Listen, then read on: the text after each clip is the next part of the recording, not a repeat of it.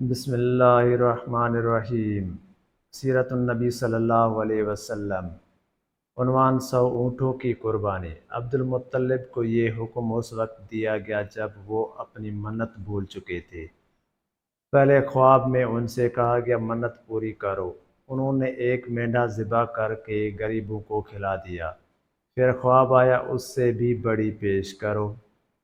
اس مرتبہ انہوں نے ایک بیل ذبح کر دیا۔ خواب میں پھر یہی کہا گیا اس سے بھی بڑی پیش کرو۔ اب انہوں نے اونٹ ذبح کیا۔ پھر خواب آیا اس سے بھی بڑی چیز پیش کرو۔ انہوں نے پوچھا اس سے بڑی چیز کیا ہے؟ تب کہا گیا اپنے بیٹوں میں سے کسی کو ذبح کرو جیسا کہ تم نے منت مانی تھی۔ اب انہیں اپنی منت یاد آئی۔ اپنے بیٹوں کو جمع کیا، ان سے منت کا ذکر کیا۔ سب کے سر جھک گئے۔ کون خود کو ذبح کرواتا؟ آخر عبداللہ بولے ابا جان آپ مجھے ذبح کر دیں۔ یہ سب سے چھوٹے تھے، سب سے خوبصورت بھی تھے، سب سے زیادہ محبت بھی عبد المطلب کو انہی سے تھی، لہٰذا انہوں نے قرآن دازی کرنے کا ارادہ کیا۔ تمام بیٹوں کے نام لکھ کر قرآن ڈالا گیا۔ عبداللہ کا نام نکلا۔ اب انہوں نے چھری لے لی، عبداللہ کو بازو سے پکڑا اور انہیں ذبح کرنے کے لیے نیچے لٹا دیا گیا۔ جو نہیں باپ نے بیٹے کو لٹایا، عباس سے ضبط نہ ہو سکا، فوراً آگے بڑھا اور بھائی کو کھینچ لیا۔ اس وقت بھی خود بھی چھوٹے سے تھے۔ ادھر باپ نے عبداللہ کو کھینچا، اسے کھینچا تانی میں عبداللہ کے چہرے پر خراشیں بھی آئی۔ ان خراشوں کے نشانات مرتے دم تک باقی رہے۔ اسی دوران بنو مخزوم کے لوگ آئے۔ انہوں نے کہا آپ اس طرح بیٹے کو ذبح نہ کریں، اس کی ماں کی زندگی خراب ہو جائے گی۔ اپنے رب کو راضی کرنے کے لیے بیٹے کا فدیہ دے دیں۔ اب سوال یہ تھا کہ فدیہ کیا دیا جائے؟ اس کی ترغیب یہ بتائی گئی کہ ایک کاغذ پر 10 اونٹ لکھے جائیں، دوسرے پر عبداللہ کا نام لکھا جائے۔ اگر 10 اونٹ والی پرچی نکلی تو 10 اونٹ قربان کر دیے جائیں، اگر عبداللہ والی پرچی نکلی تو 10 اونٹ کا اضافہ کر دیا جائے، پھر 20 اونٹ والی پرچی اور عبداللہ والی پرچی ڈالی جائے۔ اب اگر 20 اونٹ والی پرچی نکلی تو 20 اونٹ قربان کر دیے جائیں، ورنہ 10 اونٹ اور بڑھا دیے جائیں۔ اسی طرح 10 کر کے اونٹ بڑھاتے جائے۔ عبد المطلب نے ایسا ہی کیا، 10 اونٹ بڑھاتے چلے گئے۔ ہر بار عبداللہ کا نام نکلا، یہاں تک اونٹوں کی تعداد 100 تک پہنچ گئی۔ تب کہیں جا کر اونٹوں والی پرچی نکلی۔ اسی طرح ان کی جان کے بدلے 100 اونٹ قربان کیے گئے۔ عبد المطلب کو اب پورا اطمینان ہو گیا۔ اللہ تعالیٰ نے عبداللہ کے بدلے 100 اونٹوں کی قربانی منظور کر لیے۔ انہوں نے کعبے کے پاس 100 اونٹ قربان کیے اور کسی کو کھانے سے نہ روکا۔ سب انسانوں، جانوروں اور پرندوں نے ان کو کھایا۔ امام ظاہری کہتے ہیں کہ عبد المطلب پہلے آدمی ہیں جنہوں نے آدمی کی جان کی قیمت 100 اونٹ دینے کا طریقہ شروع کیا۔ اس سے پہلے 10 اونٹ دیے جاتے تھے۔ اس کے بعد یہ طریقہ سارے عرب میں جاری ہو گیا۔ گویا قانون بن گیا کہ آدمی کا فدیہ 100 اونٹ ہے۔ نبی کریم صلی اللہ علیہ وسلم کے سامنے جب یہ ذکر آیا تو آپ صلی اللہ علیہ وسلم نے اس فدیہ کی تصدیق فرمائی، یعنی فرمایا کہ یہ درست ہے۔ اور اسی بنیاد پر نبی کریم صلی اللہ علیہ وسلم فرماتے ہیں میں 2 ذبیح ہوں، یعنی حضرت اسماعیل علیہ السلام اور حضرت عبداللہ کی اولاد ہوں۔ حضرت عبداللہ قریش میں سے سب سے زیادہ حسین تھے۔ ان کا چہرہ روشن ستارہ کے مانند تھا۔ قریش کے بہت سی لڑکیاں ان سے شادی کرنا چاہتی تھیں، مگر حضرت عبداللہ کی حضرت آمنہ سے شادی ہوئی۔ حضرت آمنہ وہب بن عبد المناف بن زہرہ کی بیٹی تھی۔ شادی کے وقت حضرت عبداللہ کی عمر 18 سال تھی۔ یہ شادی کے لیے اپنے والد کے ساتھ جا رہے تھے۔ راستے میں ایک عورت کعبہ کے پاس بیٹھی نظر آئی۔ یہ عورت ورقہ بن نوفل کی بہن تھی۔ ورقہ بن نوفل قریش کی ایک بڑے عالم تھے۔ ورقہ بن نوفل سے یہ ان کی بہن نے سن رکھا تھا کہ وقت کے آخری نبی کا ظہور ہونے والا ہے، اور ان کی نشانیوں میں سے ایک نشانی یہ ہوگی کہ ان کی والد کے چہرے میں نبوت کا نور چمکتا ہوگا۔ جو نہیں اس نے عبداللہ کو دیکھا، فوراً اس کے ذہن میں یہ بات آئی۔ اس نے سوچا، ہو نہ ہو یہ وہ شخص ہے جو پیدا ہونے والے نبی کے باپ ہوں گے۔ چنانچہ اس نے کہا، اگر تم مجھ سے شادی کر لو تو میں بدلے میں تمہیں اتنے ہی اونٹ دوں گی تمہارے جان کے بدلے میں ذبح کیے گئے تھے۔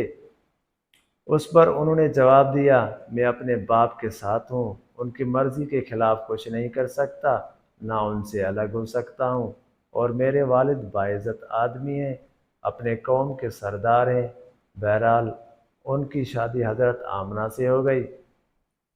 اب قریش کی عورتوں میں نسب اور مقام کے اعتبار سے افضل تھی۔ حضرت آمنہ عبداللہ کے گھر آ گئی۔ آپ فرماتی ہیں، جب میں ماں بننے والی ہوئی تو میرے پاس ایک شخص آیا، یعنی ایک فرشتہ انسانی شکل میں آیا۔ اس وقت میں جاگنے اور سونے کے درمیانی حالت میں تھی۔ عام طور پر اس حالت کو غنودگی کہا جاتا ہے۔ اس نے مجھ سے کہا، تمہیں معلوم ہے تم اس امت کے سردار اور نبی کی ماں بننے والی ہو۔ اس کے بعد وہ پھر اس وقت آیا جب نبی صلی اللہ علیہ وسلم پیدا ہونے والے تھے۔ اسی مرتبہ اس نے کہا، جب تمہارے ہاں پیدائش ہو تو کہنا، میں اس بچے کے لیے اللہ کی پناہ چاہتی ہوں ہر حسد کرنے والے کے شر اور برائی سے۔ پھر تم اس سے بچے کا نام محمد رکھنا، کیونکہ ان کا نام تورات میں احمد ہے، اور زمین اور آسمان والے ان کی تعریف کرتے ہیں، جبکہ قرآن میں ان کا نام محمد ہے، اور قرآن ان کی کتاب ہے۔ ایک روایت کے مطابق فرشتے نے ان سے یہ کہا، تم وقت کے سردار کی ماں بننے والی ہو۔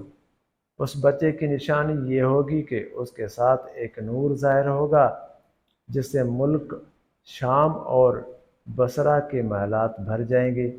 جب وہ بچہ پیدا ہو جائے گا تو اس کا نام محمد رکھنا، کیونکہ تورات میں ان کا نام احمد ہے کہ آسمان اور زمین والے ان کی تعریف کرتے ہیں، اور انجیل میں ان کا نام احمد ہے کہ آسمان اور زمین والے ان کی تعریف کرتے ہیں، اور قرآن میں ان کا نام محمد ہے۔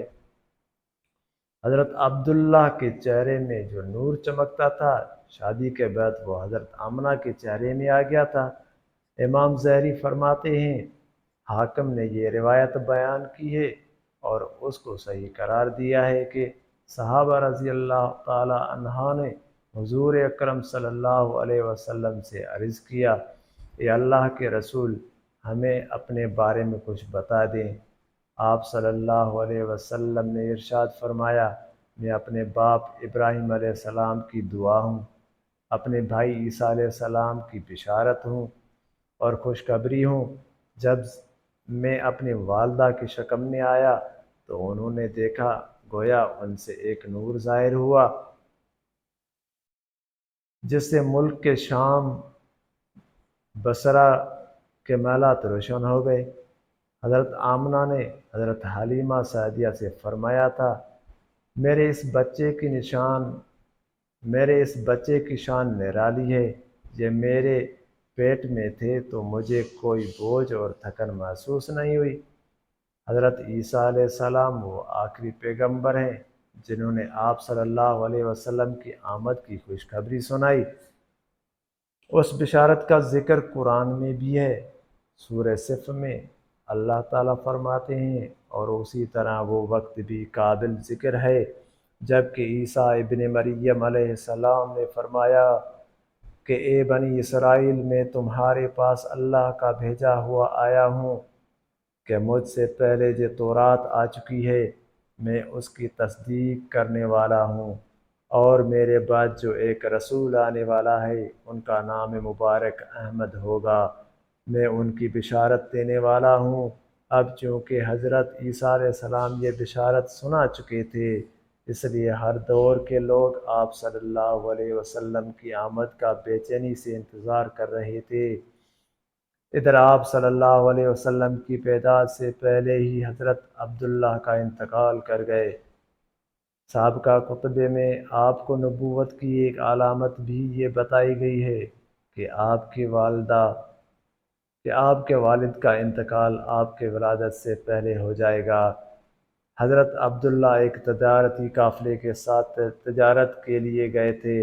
اس دوران بیمار ہو گئے اور کمزور ہو کر واپس لوٹے۔ قافلہ مدینہ منورہ سے گزرا تو حضرت عبداللہ اپنی ننھیال یعنی بنو نجار کے ہاں ٹھہرے۔ ان کے والد بنو نجار سے تھے۔ 1 ماہ تک بیمار رہے اور انتقال کر گئے۔ انہیں یہیں دفن کر دیا گیا۔ تجارتی قافلہ جب حضرت عبداللہ کے بغیر مکہ مکرمہ پہنچا اور عبد المطلب کو پتہ چلا کہ ان کے بیٹے عبداللہ بیمار ہو گئے ہیں اور مدینہ منورہ میں اپنے ننھیال میں ہے تو انہیں لانے کے لیے عبد المطلب نے اپنے بیٹے زبیر کو بھیجا۔ جب یہ وہاں پہنچے تو عبداللہ کا انتقال ہو چکا تھا۔